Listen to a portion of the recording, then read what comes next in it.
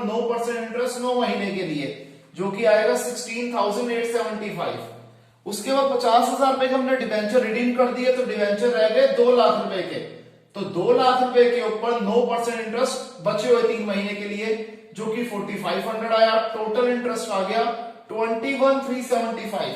तो 21,375 debenture interest जो हमने पे करा फाइनेंसिंग में, ये माइनस हो जाएगा।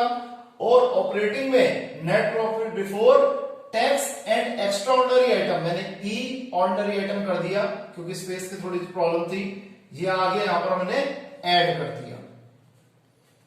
नेक्स्ट, कंपनी ने डिक्लेयर करा और पे भी करा इंटरिम डिविडेंड इक्विटी शेयर्स पे 40 रुपए पर share out of general reserve, और इन्होंने फाइनल डिविडेंड जो है इक्विटी शेयर पे ये प्रपोज नहीं करा।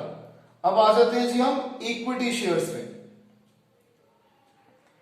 इक्विटी शेयर्स में 40 रुपए पर शेयर पे इन्होंने पे करा है।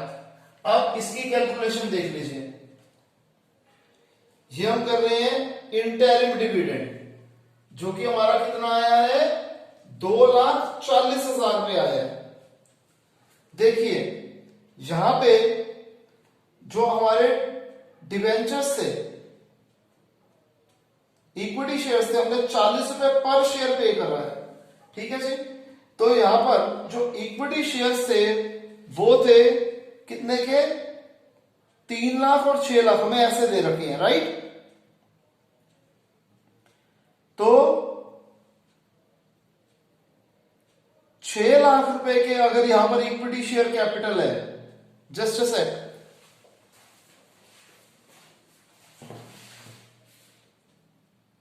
मैंने यहां पर अब कैलकुलेशन इसकी कर दी है कि सबसे पहले 6 लाख रुपए के शेयर से 100 रुपए का एक शेयर हमने अज्यूम करा, तो नंबर ऑफ शेयर्स क्या आ जाएगा 6 lakh divided by 100 that is 6,000।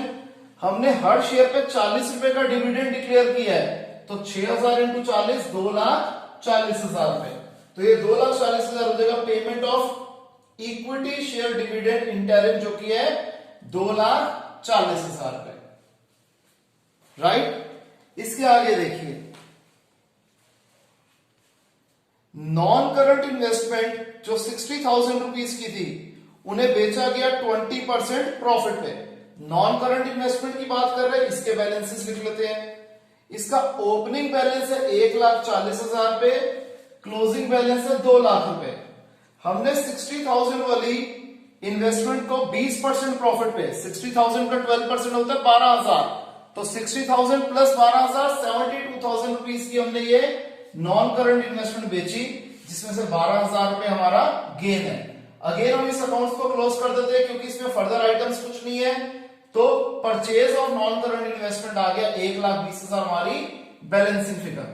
तो sale of non current investment investing में प्लस हो जाएगा, और ये जो purchase of non current investment है ये हमारा इन्वेस्टिंग में माइनस हो जाएगा।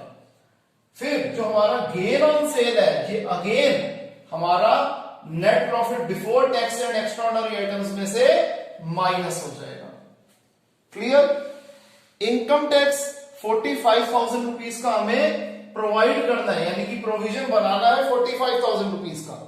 प्रोविजन फॉर टैक्स का ओपनिंग बैलेंस है 25,000, क्लोजिंग बैलेंस है 50,000 रुपए। प्रोविजन जो हमें क्रिएट करना है वो करना है 45,000 का। ये 70,000 आ गया, 70 में से 50 गया 20,000। आपको पहले भी बताया था, अगर प्रोविजन मेड गिवन होगा तो पेड बैलेंसिंग फिगर होगी, पेड गिवन होगा तो मेड बैलेंसिंग फिगर होगी। तो जो हमने प्रोविजन क्रिएट करा है 45,000 रुपीज का, ये यहां पर सबसे पहले वाली हेडिंग में ऐड हो जाएगा।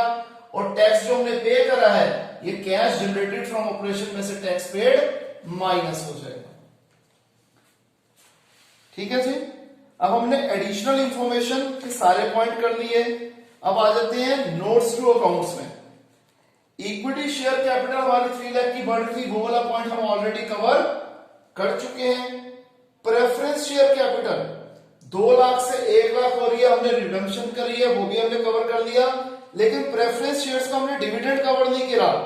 2 लाख से 1 लाख हो रहे हैं, लेकिन जो हम डिविडेंड पे करते हैं ओपनिंग बैलेंस पे करते हैं, 2 लाख का 12% हो गया 24,000। तो payment of preference share dividend 24,000 financing में माइनस हो जाएगा और ऊपर सबसे ऊपर वाली हेडिंग में ये 24,000 पे प्रेफरेंस शेयर डिविडेंड के ऐड हो जाएंगे। फिर जनरल रिजर्व में हम क्या देख रहे हैं कि 2,40,000 रुपए कम हो रहे हैं। अब यहां पर हमें पहले ही बोल दिया था कि 2,40,000 रुपए का हमने इंटरिम डिविडेंड पे किया था, वो जनरल रिजर्व से ही हमने पे करा था, इसलिए हमने उसको जनरल रिजर्व की कोई ट्रीटमेंट नहीं करनी। अगर ये पॉइंट ना होता तो हम ट्रांसफर टू जनरल रिजर्व यहां पर ऐड करते।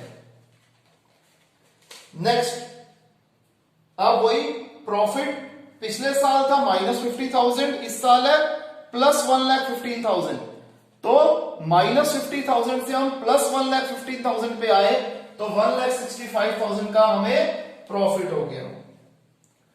डिबेंचर्स का पॉइंट 2.5 लाख से हो रहे हैं 2 लाख रुपए के, ये पॉइंट हम ऑलरेडी कवर कर चुके हैं। प्रोविजन फॉर टैक्स हमने कवर कर लिया, नोट्स टू अकाउंट सारा कवर हो गया। अब आ जाते हैं बैलेंस शीट पे। Share capital, reserve and surplus, long term borrowing, short term provision, point number 1 2 3 4 सारे हम कवर कर चुके हैं। मशीनरी अकाउंट हम ऑलरेडी कवर कर चुके हैं। नॉन करंट इन्वेस्टमेंट हम ऑलरेडी कवर कर चुके हैं।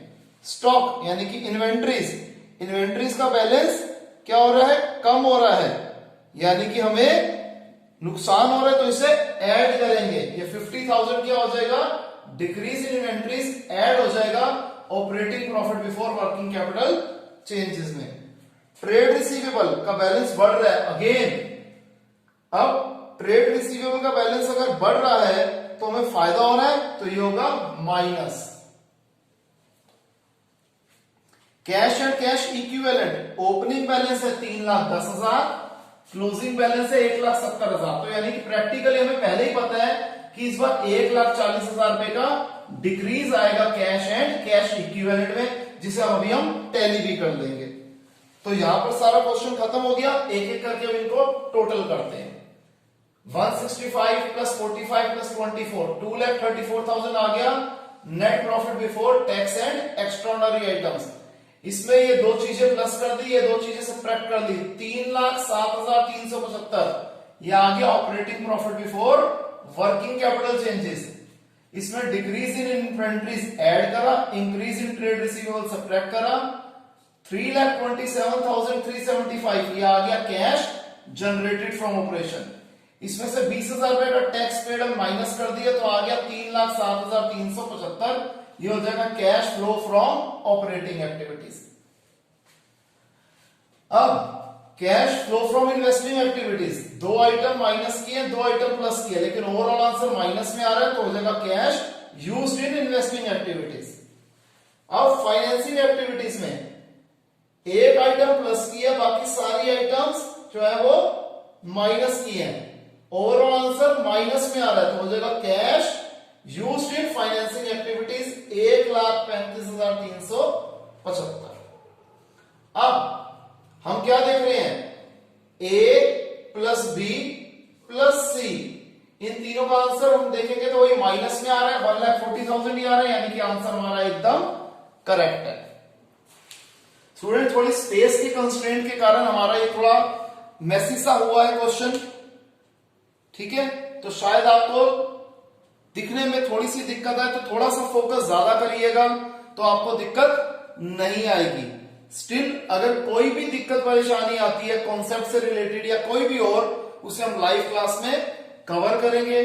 तो यहां पर हमारा ये पूरा टॉपिक कंप्लीट होता है। मिलते हैं नेक्स्ट क्लास में एक नए टॉपिक के साथ, तब तक के लिए बाय, टेक केयर।